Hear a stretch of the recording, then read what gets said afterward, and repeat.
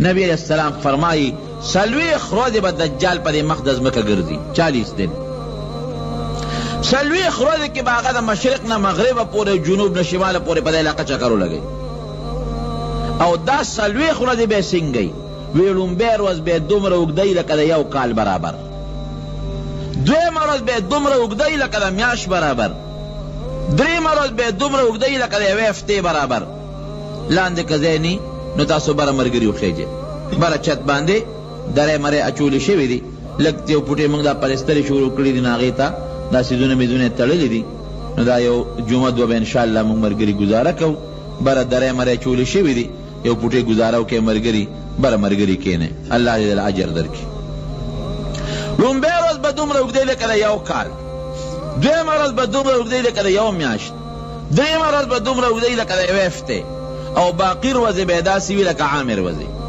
دی که بسیب دی چکرو لگئی پا دی طول ازمکا او دی با دا خدای دعوه بدا کری دی بوی زا خدایم دی بدا نوی چی دا خدای بندیم زا خدایم او ورسره بسی نبی علیہ السلام فرمائی مال او دولت باغون بی او چی دی کل راشی یو قوم تا باورشی ما او منه چی دا خدای مغیب وی نتا خدا من خدای نی وی خنیم وی یو باران تا بوئی چی پا دوی قوم اونشه زمکی تا بوئی چی فصلون اوچکے فوراً با فصل اوچشی باران با بنش چینو کی خوالونو کی اوبا با بندشی دی با تیروان شی اغا قوم سر چی کمال دی پیغمبر علیہ السلام فرمائی اغا مال با دا پس روان شی دا سے با پسیدی لکا دا شاتو دا مچے چی دا شاتو اغا بابا پسیدی دا شاتو چی کم مشر دے و کم بادشاہ دے اغا پسی چی سنگ دا شاتو دا مچے چکر لگی دقا سی دا مالون بور پسی روان شی خلق با دقا سی پاتی شی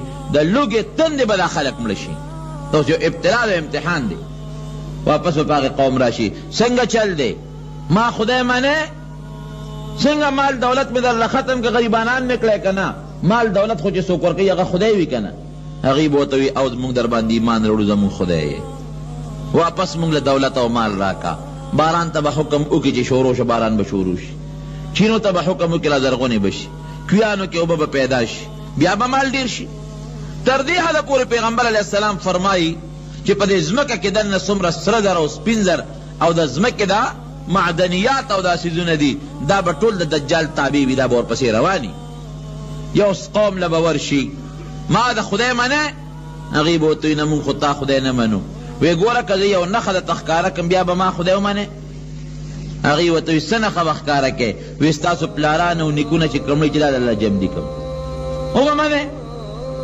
وی بو یرک دا کار دیو که خمون تابیا خدای منو دا من پلارانو نکونا چی کملی دی کازی را جم دی کل خو خدای دی منو وی کم دی خخ دی رازه مقبری لبلار شی پیغمبر علیہ السلام فرمائی زمکا بوش لیگی و شیطانان بداغوی پا شکل رو دی زمکینا ایبا شیطانان خدا غی دا پلاران او دا نکونو پا شکل ازمکی نروزی ایو او دا خو میغا پلار دے دا خو میغا رور دے دا خو میغا نکا دے فوراں پا دجال باندی ایمان بروڑی جناب دے نخو نخانو تا سوک ٹنگی دے شی گران کارم ندے آغا سالی با ٹنگی گی چکم سوچا مسلمان دے پیغمبر علیہ السلام فرمائی دا گوارے خدا ندے پوشے ولی زکا دے با پخیستر گلون دی او خدا لون ندے اللہ کے عیب نشتا اور دا خیستر گوا رندی او دا سے بلندی لکا شین انگور چی بار روتی دغا سی دستر گو دا گاٹے بے بار روزی خلقو لبتی کرک ورزی او چی کم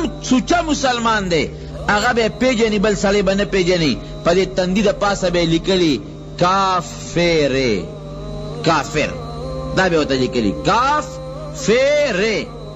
کافر دا بے پدی تندی دا پاسا ورطا لکلی خو یارا چه کم سوچا مسلمان دے اگا با پیجنی او چه کم کافر دے اگا تا با دا خط نخکاری گی یو دا کندی مرگری دا قضای که ادرے گے دا کم بہر نا مرگری رازی اگا دا نور مرگری برا لار ورطا سموے چه برا خیجی لگون دی لان دے زی لگتنگ دے نو خبر دا دا چه نبی علیہ السلام فرمائی پا دی تندی دا پاسا بے ورطا لکلی کافر مسلمان خوبے پیجن چی دا کافر دے دا سے نخن خانے بی پا یو قوم باورشی دا اغی قوم باندے با آفت راغلی دا اغوی ساری بملشوی دے باورشی ولی خپا ہے جی پا مونگ باندے آفت راغلی دا مونگ ساروی ملدی ٹون که زه درله هغه خپل څاروي واپس را جمدي کړم ما به خدای ومنې؟ هغې وی بلکل دې منو. دی به والا هغه ټول څومره سر ټول به ورته را جمدي کړي، هغې به په ایمان راوړي چې واقعي خدای خو همتی لکه موږ له هغه خپل څاروي را زرغون کړل. کم قوم چې په ایمان راوړي د هغې قوم څاروي چې د شپې کور ته راځي ګورې د غولانځې به یې ډکې وي، تشي به یې پړسېدلې وي او ښه مضبوط څاربه به وي. کم قوم چې په انکار وکړي او دی نه مني چې ته خو خدای نه ته کافر یې، د هغې څاروي به ټپي، غولانځو کې پی به یې او د لوږې به مړي او په علاقه کې به هېڅ قسمه ګیا ني دقه. لیکن پیغمبر علیه السلام فرمایي داسې به هم وي چې کم قوم په ایمان راوړي باغونه به ورکي، کم قوم چې په ایمان نه راوړي هغې له به اور ورکوي، په اور به یې سوځوي. خو نبی علیہ السلام فرمایي چې د دجال دا کم جنت دی نو ظاهر کې تا ته جنت ښکاري خو په حقیقت کې اور دی ګورې، او چې کم د اور دی دا ته اور ښکاري خو دا په حقیقت کې جنت دی ګورې. دی چې کم جنت درکړي دا د خدای عذاب، دی چې دله کم اور درکړي نو ظاهر کې خدای اور ته وغورځوي خدا جنت ته الله به درته خوشحالي درکړي. ټینګ شه ورته جناب دا دجال به په دې مخ د ځمکه ګرځي، دا کم ځای دی او کم ځای پیدا شوی دی نو دی کې خو به هر صورت پورا تحقیقی او یقینی خبره نشته. خو د نبی کریم صلی الله علیه وسلم په زمانه کې یو الکو ابن السیاد په مدینه منوره کې اوسېده، هغې نه معلومیږي دا چې دغه ابن السیاد دجالو. ځکه پیغمبر علیه السلام هغه ابن السیاد سره څو ځله ورغلی، دا یهودي ښځه او یهودي سړی و، د هغه بچی او یو باغ په مدینه منوره کې هغې کې اوسېدل. نبی علیہ السلام یو فرمایل یو ځل وی ابن السیاد دا دجال به پیدا کیږي، د داسې مور او پلار نه پیدا کیږي چې د مور او پلار به 13 کاله بچی نه کیږي، 13 کاله پس به یو بچی وشي، 13 کاله پس چې کم بچی وشي نو دا هغه بچی سترګه وړندی ابا ډېر بیکاری، مور او پلار به هم ترې تنګي، او هغه بچی چې اوده شي نو زړه به بیداري، سترګې به اودې وي، هغه بچی به ناشنا خبرې م کوي. او دغه یهودي مور او پلار نه چې دا کم بچی پیدا شوي وي نو پلار به نری وي، پوزه به یې داسې لکه د توتي مخوکه او لوړ دنګ به او ردې دجال چې کومه مور ده دا به ډېره سربی غټه ښځه به ډېره مضبوطه پهلوانه ښځه به. یو صحابي فرمایي چې په مدینه منوره کې مونږ واورېدل چې د فلانکي یهودي ښځې او سړي په کور کې یو ماشوم پیدا شوی دی، او ښځه چې کم شکل نبی علیہ السلام یادوي نو مقه شکل یې دی، او د دې سړي چې کم شکل دی نو نبی علیہ السلام یادوي مقه شکل یې دی. وی زه ورغلم چېرته د یو بل ملګري چې ورغلم د هغه یهودي سړي او د هغه ښځې نه مې تپوس وکړو، خو چې نبی علیہ السلام کم صفت د دجال د مور او د پلار یادول د دغې ښځې او سړي هم هغه صفتونه و، مقه شی و لکه توتي غوندې پوزه او لوړ دنګ سړی او مور یې ښه سربه وه. وی ما دې تپوس وکړه چې ستاسو بچی شوی دی؟ وی هغې وی چې او مې چې څونه موده پس تاسو له خدای بچی درکړه؟ وی چې 13 کاله زمونږ د واده شوي زمونږ بچی نه کېده، اوس هم یو بچی شوی دی. ګوره پیغمبر علیه السلام هم دی به 13 کاله پس پیدا کېږي، د مور او پلار به 13 کاله کې اولاد نه کېږي. وی مونږ ورته وی چې دا بچی څنګه دی، خالق دی که بد؟ وی ډېر خطرناک دی، ډېر خراب زوی خدای را کړی. مونږ وی د حالت څنګه دی چې دې اوده شي، څه حالت یې وي؟ وی چې اوده شي نو سترګې اودې وي خوله یې بیداري، مونږ چې کمې خبرې کوو نو د هغې نه دې خبرېږي. ګوره نبي علیه السلام چې څه فرمایي ټول په هغه هلک کې وو. وی زه ورغلم د هغه هلک نه مې څو تپوسونه وکړل، وی اومقه ناشنا جوابونه یې راکړل. پیغمبر علیه السلام ته خبر شو دغسې ابن السیاد د صاف نومو یو هلک د یهودو په کورنۍ کې پیدا شوی دی، او صرف د دجال چې کومې نښې تاسو بیانوي هغه نښې پکې موجود دي. نبی علیہ السلام سره د عمر فاروق رضی اللہ عنہ یو صحابی ورغی، دی په یو باغ کې ودو، چې ودو نو پیغمبر علیہ السلام د اونو نه شاته پټ چې دی مونږ نه خبر نشي، او دی ودره چې د ده نه مونږ څه واورو چې مونږ ته پته ولګي چې واقعي دا دجال دی او که دا نه دی. د یوې اونې نه مې ځان پټو، د بلې نه ځان پټو، دی که د دجال دی مور د دې ابن السیاد دی مور نبی علیہ السلام ولیده چې ویلې زوی ته یې آواز وکړو ای بچیا هغه دی ودرېږه، نبی علیہ السلام راغی. نو پیغمبر علیہ السلام فرمایی وی مور خدای هلاکه کا که دې زوی له آواز نه وی ورکړې نو مونږ ته به پته لګېدلې وه چې دا دجال دی او که دا نه دی. خیر چې را پاسېده نبی علیہ السلام دې تپوسونه وکړل، وی څه حال دی؟ ته چې ودې څه حال دي؟ وی چې ودې م سترګې مې ودې ویړه مې بیداري. وی سینې وی یو تختینم په دریاب د پاسه ولاړ دلته مو د دریاب د پاس یو تخ را تخکاریږي. پیغمبر علیہ السلام او فرمایله شیطانانو تخت چې د تخکاریږي. وی څه اخبار مخبار څه واقعات څه خبر مبر د راځي که نه راځي؟ وی او دوه خبرې رښتیا او یو دروغه. کله دوه دروغه او یو رښتیا. وی معامله در باندې ګډه وډه ده. بیا پیغمبر علیہ السلام فرمایي وی ما ورته په دې اړه کې سورت دخان پټ کړ.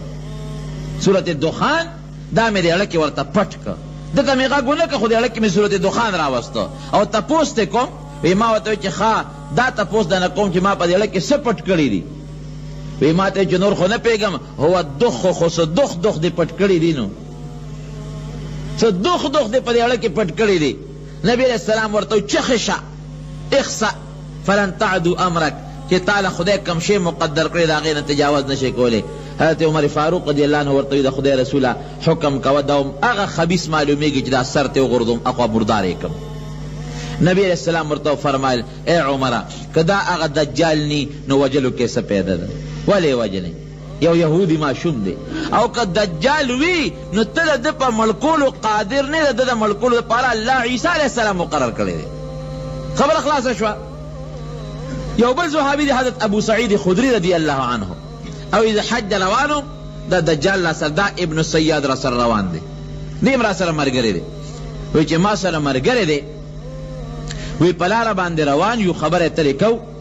وی قافلې نه مونږ ځان لشو زو دی. وی داسې یره را باندې راله ځکه د متعلق خدا خبر مشهور و چې دا دجال دی. دنه به دجال جوړیږي. وی بار صورت یره را باندې راله. وی یره را باندې راله.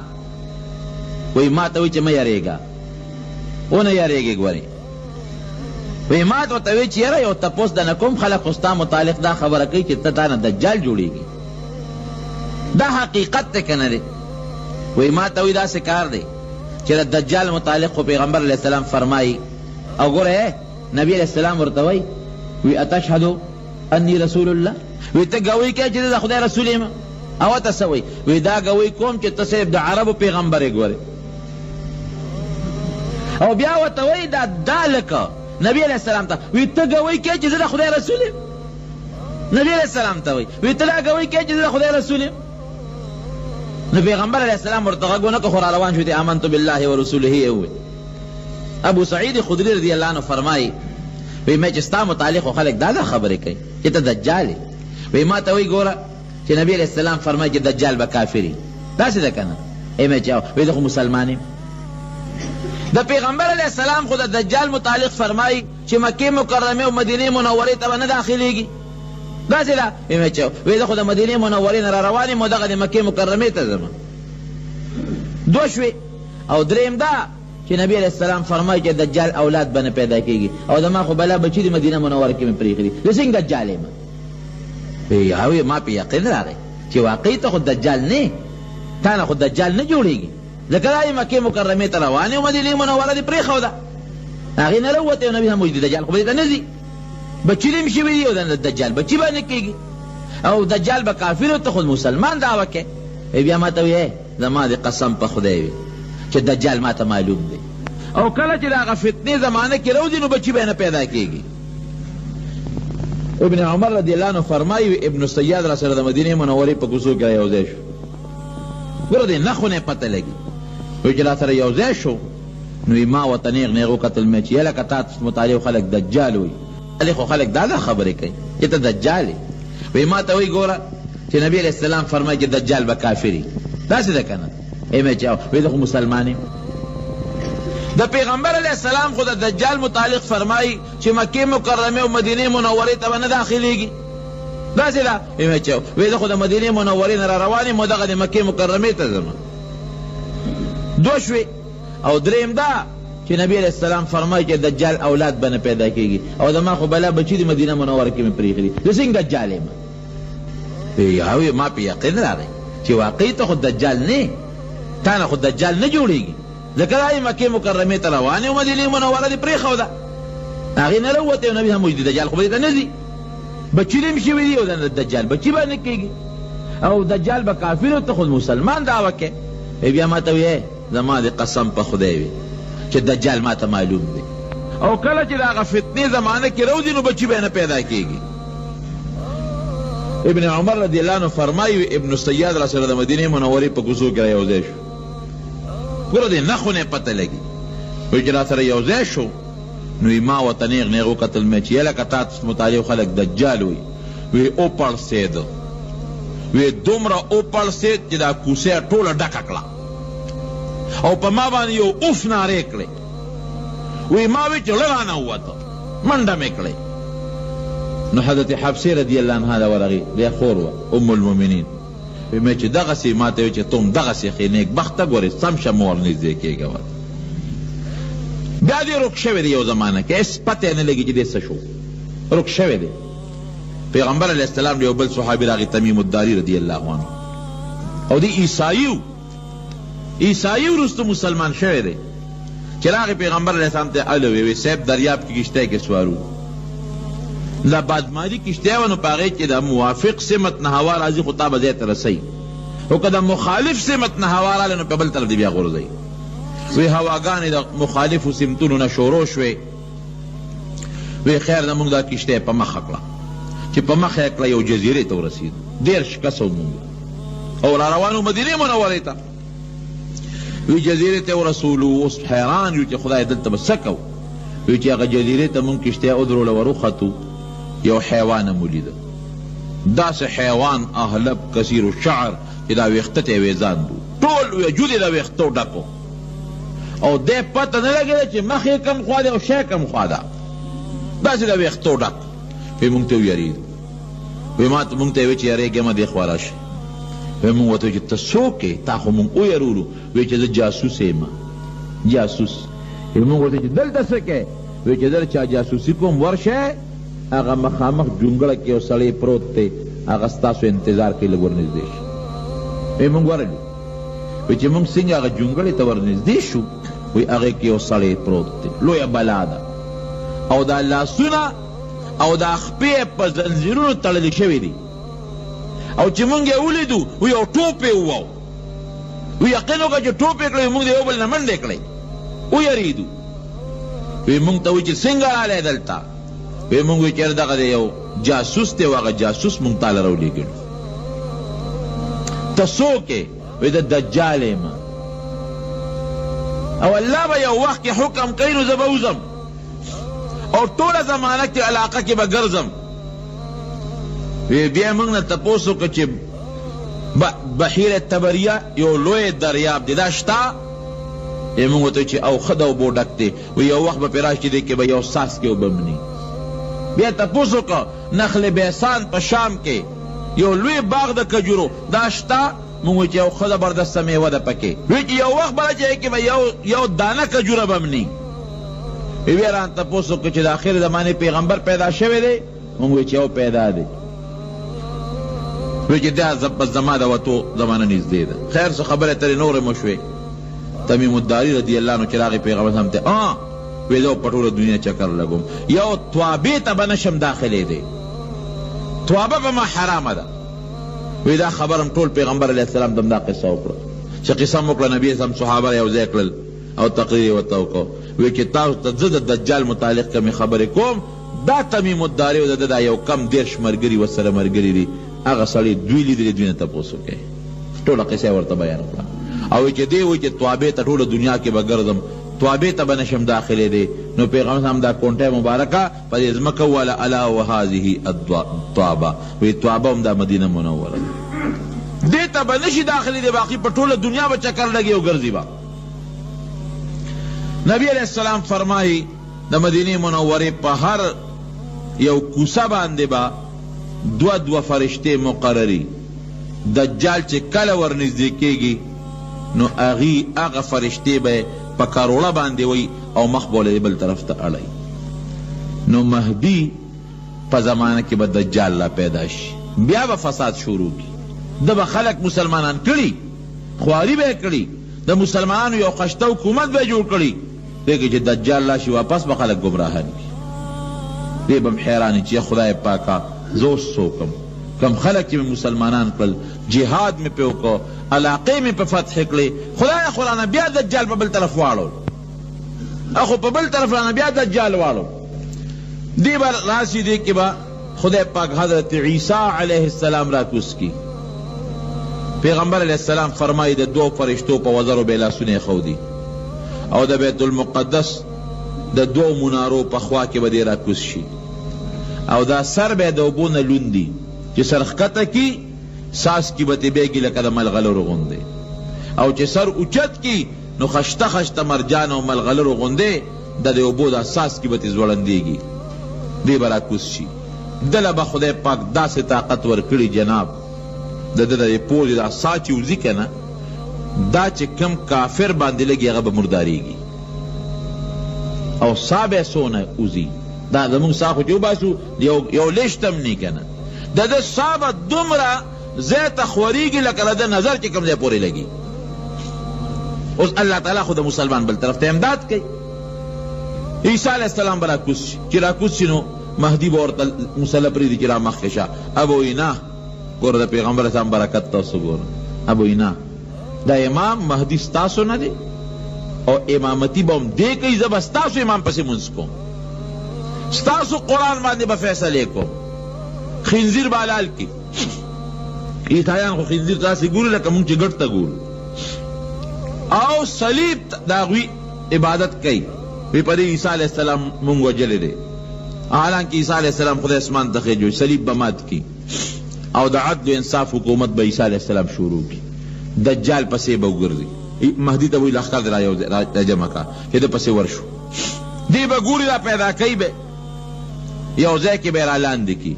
چې رالاندې کي عیسی علیہ السلام به پې حمله وکړي به د خپله نیزه به یې ووهي او مردار به یې کړي خلکو ته به یې وښیي تاسو وګورئ چې کم سړي ځان ته خدای وی دا د هغه حشر هغه له به خدای عجیبه طاقت ورکړي د مدینې منورې نه یو سړی به راشي دجال ته مخامخ بشي دی به ورته وي ته ما باندې ایمان لري چې زه خدای یم به ورته وي زه دا شهادت کوم چې ته دجال کاذب یې